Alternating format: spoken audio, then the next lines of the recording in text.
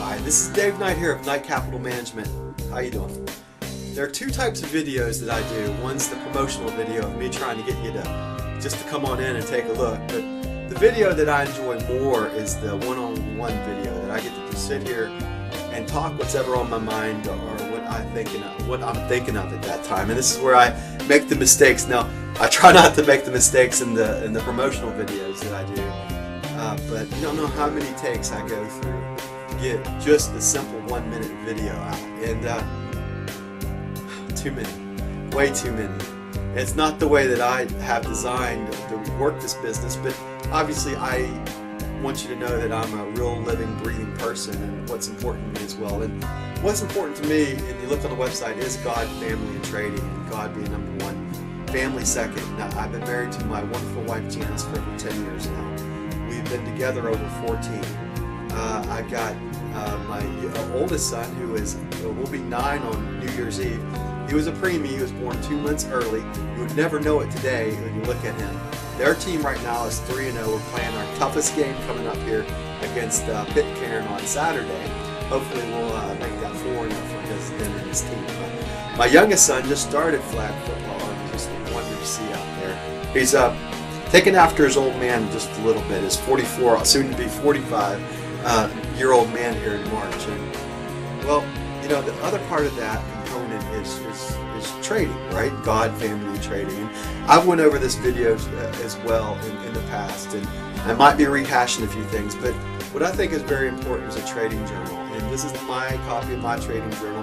This is number 13, by the way, as I'm recording this video right now. Maybe the last time I did a copy of a trading journal, I was on another one at that time. I usually average one every 2 months right now to get in and out and starting up a new one, sometimes 3 months, but on average, you know, what's important to me is reading as well, and staying on top of the psychological makeup as a trader. I believe that I've got for the most part, outside of trading, not trading in congestions, and trading and staying out of trading ranges, as soon as you can determine that as a trader, better off you are in overall understanding, because it's just a very, very powerful component as a trend trader to find that trend and stick with it, right?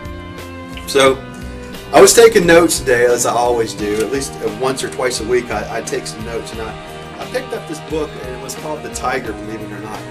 Imagine that, The Tiger.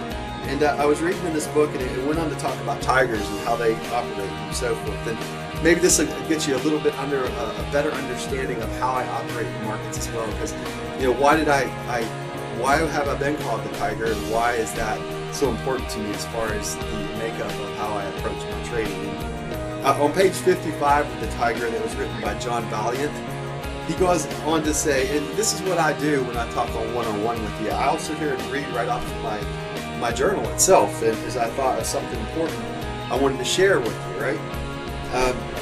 Tigers are ambush hunters, and this, the practice of stealth coupled with elements of surprise, is what has enabled this solitary predator to kill fast-moving, often dangerous game for eons through major variations in climate and landscape. So this is an animal that's, what they're talking about in this particular case is the Siberian tiger, or the tiger that lives up in way on the far east of Russia itself, in a very isolated part of that, not to be confused with the Bengal tiger. Then it goes on to talk about, on page 130, tigers are on the prowl. Tigers on the prowl may look like the embodiment of lethal competence, but looks are deceiving. In order to survive, they need to kill roughly one large animal each week, and they miss their mark between 30 and 90% of the time. This relative inefficiency is extremely costly in terms of energy expenditure. I thought that was really fascinating. The tiger itself misses its mark 30 to 90% of the time. Obviously, if you're missing 90% of the time, you're not going to make it as a trader. But you know, if you can get, as a trend trader, somewhere between 30 to 60% win, depending upon where you are in that relation, you're going to be able to, and you're taking those big, nice wins out of the market. You're letting three principles that I believe in, right? Cut your losses short, let your profits ride, but take profits along that ride. And trading one contract is very difficult. And as you're watching me right now on the 21-day trial, you're watching me try to formulate a strategy of how you can take on one contract and be successful in doing it. It's a lot easier to trade multiple contracts. Trust me on that. I just know it as coming from the reverse of that. Coming from federated investors where we traded and invested in billions of dollars, and then private money management when I was trading millions of dollars, and now I'm trading only thousands of dollars. But most important to me, in my humble opinion, is that small account trader, and that's what I am. I am a small account trader. I hope to help you learn something in that process as well. So as I sit in front of my green screen behind me, whatever I decide to put the picture of behind me right now, the lights that are going on right now, it's just you and me talking. It really is physically just you and me, and I'm talking to you right now. Feel free to send me email, feel free to leave me messages. Let's talk one-on-one. If you're extremely interested in learning more, I'm here to help you.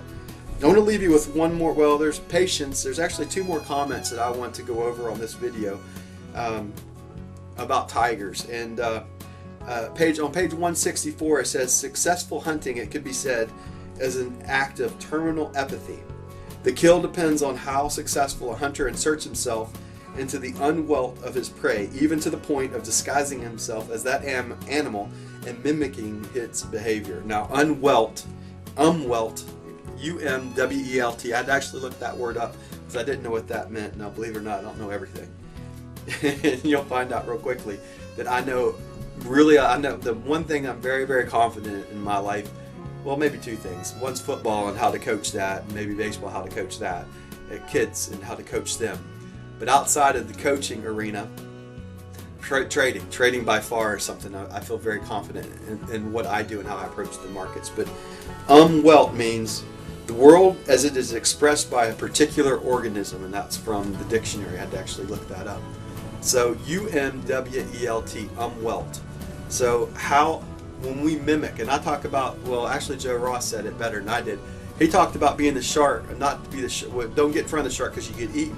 You want to be the remora, you want to be the pilot fish, you want to swim behind the shark and not get in front of its mouth because you become its lunch, right?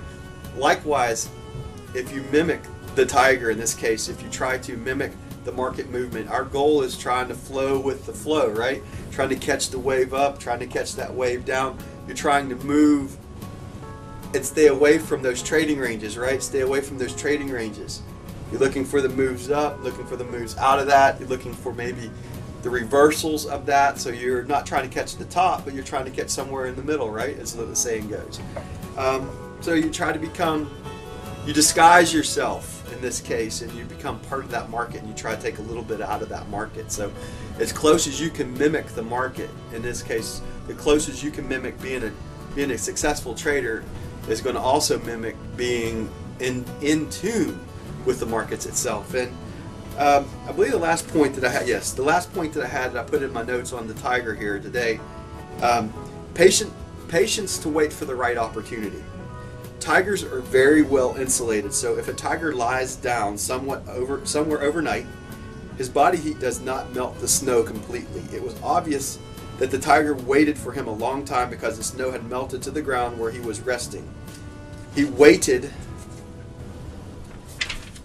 for a long time. He waited long enough. So now a tiger, when it sits down, since he's so insulated, he's not going to melt the snow underneath unless he stays there for quite a long time. So in this particular, the tiger, it was talking about this tiger who got mad at this one guy, but that's not really what I want to talk about.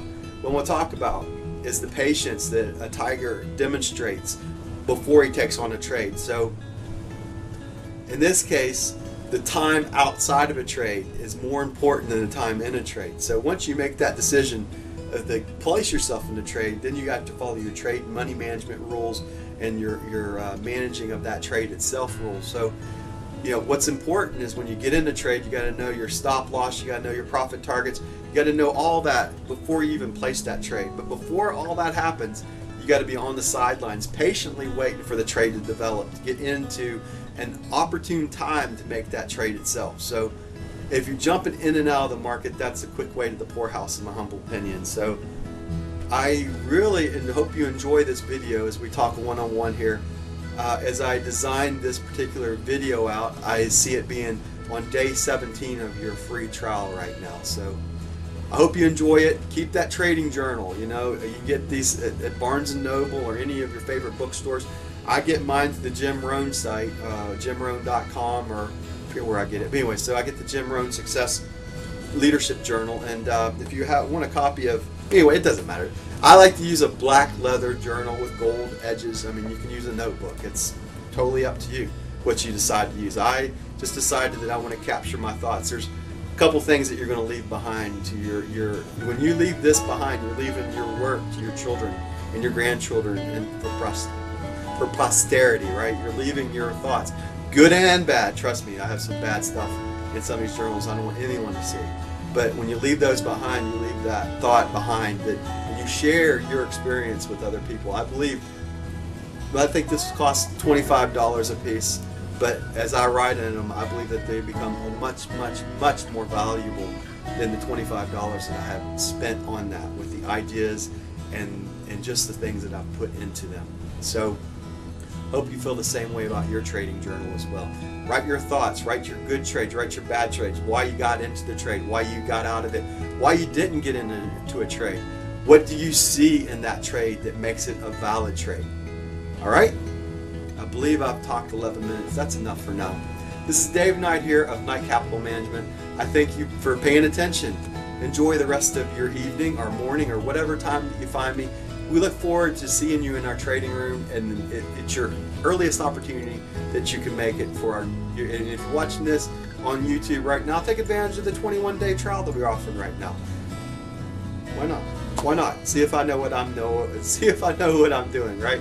So, like I said, this is the one-on-one videos that I really enjoy doing. Just me talking to you, one-on-one, like we're over a cup of coffee. That's me. That's what I enjoy doing. If you met me outside, I talk a lot on, you think I talk a lot, but in private, when you get to know me, I'm a very private individual that I keep lots of things to myself. But trading is one of those things that I want to share with other people and hopefully help them along the way to understand that there's a method to the madness, that you can be successful in this business if you just give it the right amount of time, effort, desire, passion, faith. Oh, that reminds me of one extra thought that I just was going to share on another video, but I thought it was important enough. Let me pull that out. Napoleon Hill says you need 5 things, right? Well, there's all kinds of people says that you need so many different steps, but he broke it down into 5 steps. He said faith, desire, persistence, a plan, and then you got to put it into action. So first you got to have the faith in it, then you have to have the desire, so the desire to succeed. Then you have to have the persistence to go through the good and the bad, because trust me, you're going to go through good and bad in this business. There's just no way. You're going to have winning streaks, you're going to feel like you're a trading god, then you're going to have losing streaks, which you're going to feel like you're being pursued by the demons of hell. There's no way of getting around it. Plan, you got to have your trading plan, and then you need to put that plan into action. When I talk about a trading plan, you need to know your trading strategy inside and out. So as you design that particular trading strategy, in the very beginning, you're risking low amounts of money. So when you're risking the big amount of money later on, you have that plan in design, and you know exactly what you're going to do each and every step of the way. All right? Hope that helps. Dave Knight here of Knight Capital Management. Thanks for stopping by. We'll see you on our next video. Bye now.